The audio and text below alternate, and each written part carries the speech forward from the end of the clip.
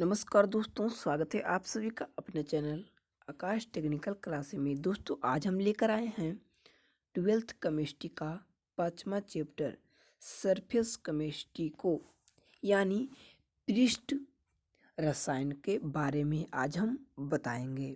इसका हम 30 VVI objective को आज डिस्कस कराने वाले हैं, तो आप लोग इस वीडियो को शुरू से अंत तक देखिएगा।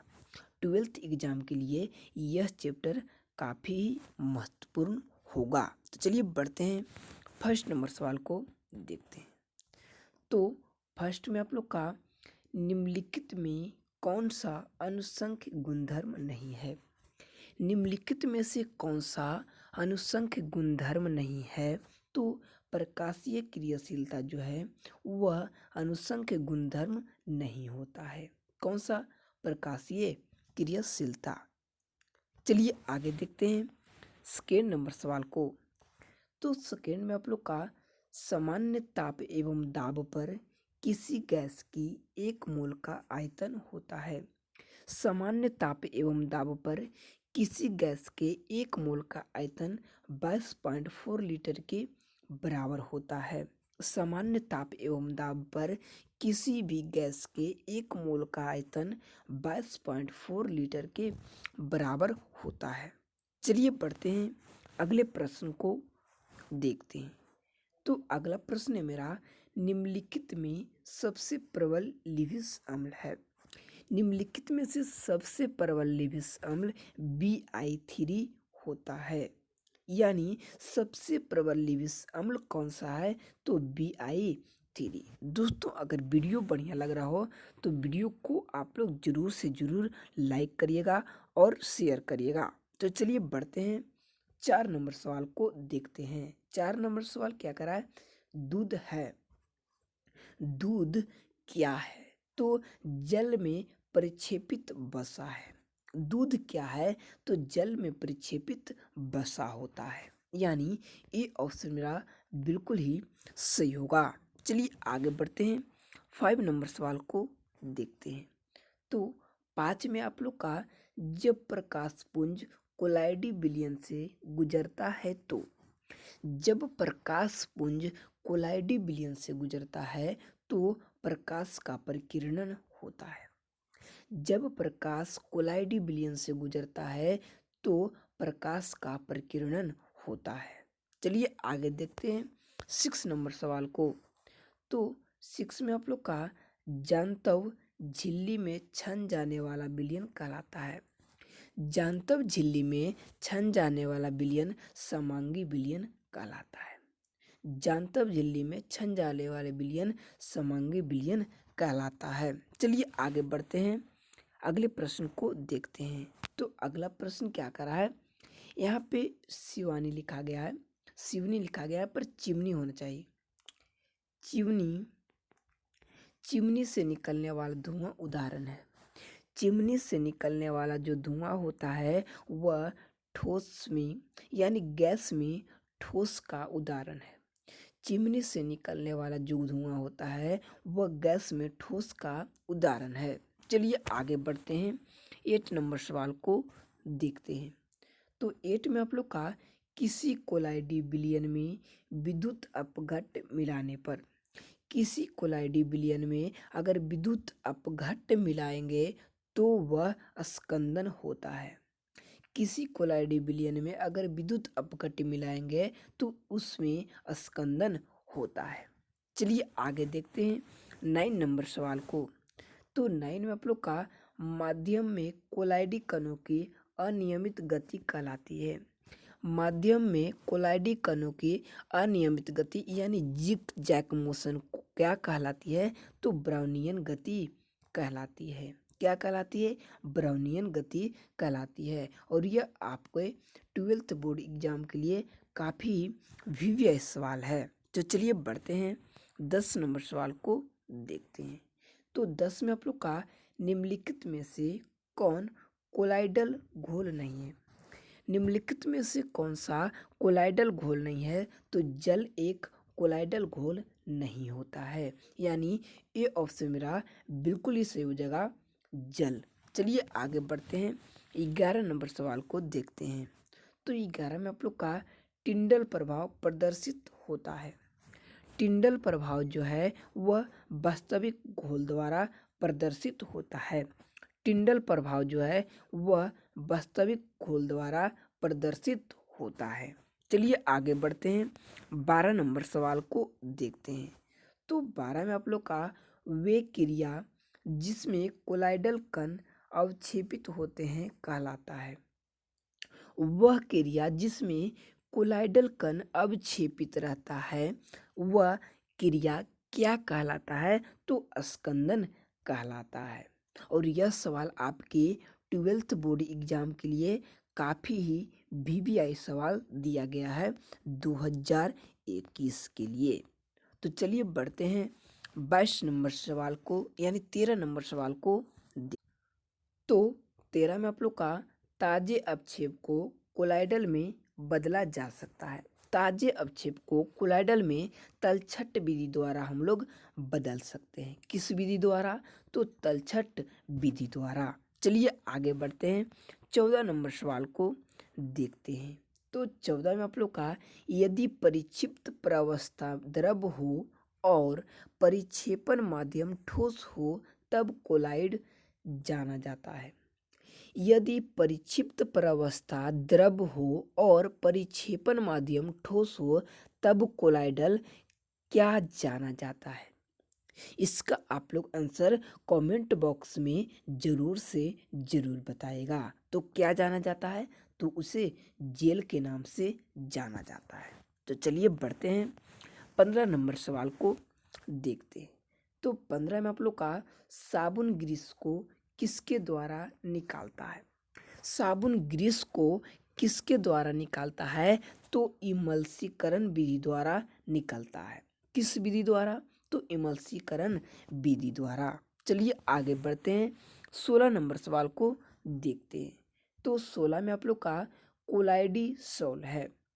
कोलाइडी सोल कैसा सोल होता है? तो वह विषमांगी सोल होता है। कोलाइडी सोल कैसा सोल होता है? तो विषमांगी सोल होता है।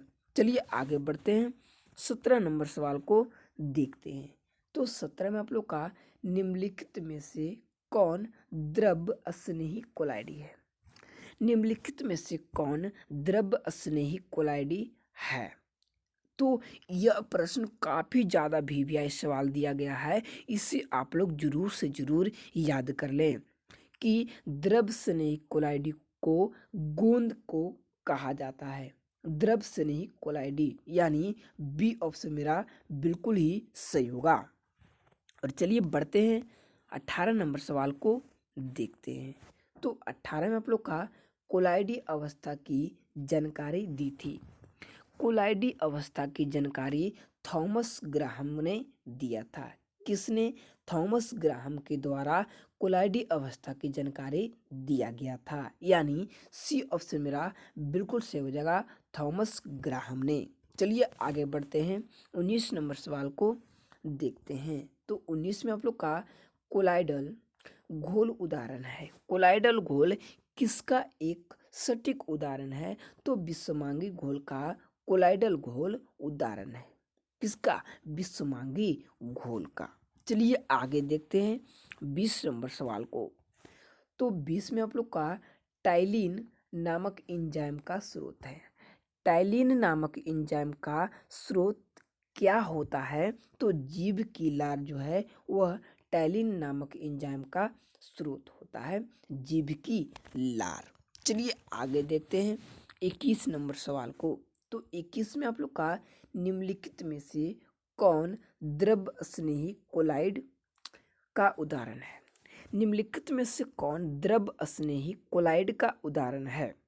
और यह सवाल भी काफ़ी इम्पोर्टेंट सवाल दिया गया है। तो जिलेटिन जो है वह एक द्रव स्नेही कोलाइडल होता है। क्या होता है? तो द्रव स्नेही कोलाइड का उदाहरण क्या है? तो जिलेटिन। चलिए आगे देखते हैं 22 नंबर सवाल को। तो 22 में आप लोग का भौतिक अधिशोषण की क्रिया होती है। भौतिक अधिशोषण की क्रिया कक्ष ताप पर होती है। कौन से ताप पर? तो कक्ष ताप पर भौतिक अधोषिशन की क्रिया होती है। चलिए आगे बढ़ते हैं, 23 नंबर सवाल को देखते हैं। तो 23 में आप लोग का एक बहुस्तरीय अधिशोषण होता है। एक बहुस्तरीय अधिशोषण कब होता है, किसमें होता है, इसको देखते हैं। तो सतह अधिशोषण होता है। एक बहुस्तरीय अधिशोषण सतह अधिशोषण होता है। और यह सवाल आप लोग हल्के में ना लीजिएगा, क्योंकि यह सवाल काफ़ी ही महत्वपूर्ण सवाल दिया गया है। तो चलिए बढ़ते हैं, 24 नंबर सवाल को देखते हैं। तो 24 में आप लोग का अपमार्जक को कहा जाता है। अपमार्जक को क्या कहा जाता है? तो पृष्ठ संक्रियन कहा जाता है। अपमार्जक को, किसको? तो अपमार्जक को पृष्ठ संक्रियन कहा जाता है। चलिए बढ़ते हैं, 25 नंबर सवाल को देखते हैं। तो 25 में आप लोग का किसकी स्वर्ण संख्या सबसे कम है? किसकी स्वर्ण संख्या सबसे कम है? तो जिलेटिन की स्वर्ण संख्या सबसे कम होती है, जिलेटिन की। चलिए आगे बढ़ते हैं, अगले प्रश्न को देखते हैं। तो अगला प्रश्न 26 नंबर, ऑक्जेलिक अम्ल के सक्रियत ऑक्जेलिक अम्ल के सक्रियत चारकोल पर अधिशोषण में चारकोल कहलाएगा। ऑक्जेलिक अम्ल के सक्रियत चारकोल पर अधिशोषण में जो चारकोल होगा वह क्या कहलाएगा? तो वह अवशोष्य कहलाएगा। क्या कहलाएगा? तो अवशोष्य कहलाएगा। चलिए आगे देखते हैं 27 नंबर सवाल को। तो 27 में आप लोग का कोलाइडी अवस्था में कणों का आकार होता है। कोलाइडी अवस्था में जो कणों का आकार होता है वह 10 से 1000 एंगस्ट्रॉम के बराबर होता है। कितना के बराबर? तो 10 से लेकर के 1000 एंगस्ट्रॉम के बराबर होता है। चलिए बढ़ते हैं, 28 नंबर सवाल को देखते हैं।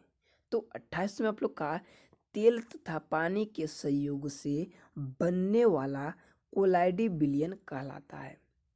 तेल तथा पानी के सहयोग से जो कोलाइडी विलयन बनता है वह क्या कहलाता है? तो उसे क्या कहते हैं? इमल्सन कहते हैं। किसके किसके बनने से? तो तेल तथा पानी के संयोग से बनने वाले कोलाइडी विलयन को इमल्सन कहते हैं। और चलिए बढ़ते हैं, 29 नंबर सवाल को देखते हैं। तो 29 में आप लोग का रक्त पर आवेश पाया जाता है। रक्त पर आवेश कैसा पाया जाता है? तो ऋणात्मक आवेश पाया जाता है। रक्त पर आवेश कैसा पाया जाता है? तो ऋणात्मक आवेश पाया जाता है।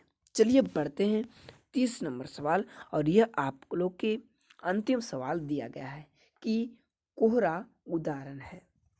कोहरा जो है वह किसका उदाहरण है? तो गैस में द्रव का उदाहरण है।